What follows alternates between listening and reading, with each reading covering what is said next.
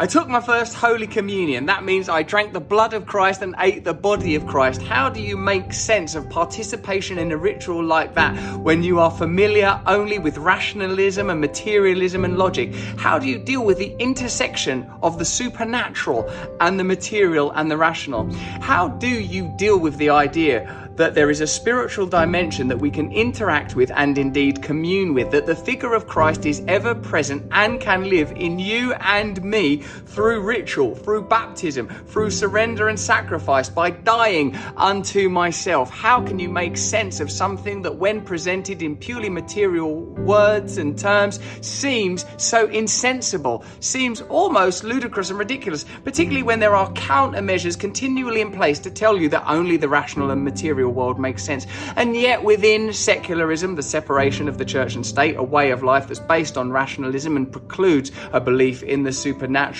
and favouring the political over the religious, we exclude so many things that are actually, I believe, impossible to live without. I love Timothy Keller's use of that old joke. A drunk is searching for his car keys under a street lamp. "Is that where you dropped them?" said a passerby. "No, I dropped them over there by them bushes, but the light's much better here." Timothy Keller points out that using the modes of the senses and the modalities of the sciences, we cannot search that which is ethereal by its very nature. The idea that the material world can answer all of our questions seems increasingly preposterous just on a practical level as the world falls apart. So for me, is becoming a Christian a political act? Yes. Is it about joining an institution that is by its nature conservative? And when I say conservative, I mean leave things the way they are?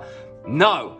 I have become a Christian because I have surrendered to a figure that was a great radical and a great rebel, that believed that God's kingdom would come to earth, that indeed it did come to earth in his figure.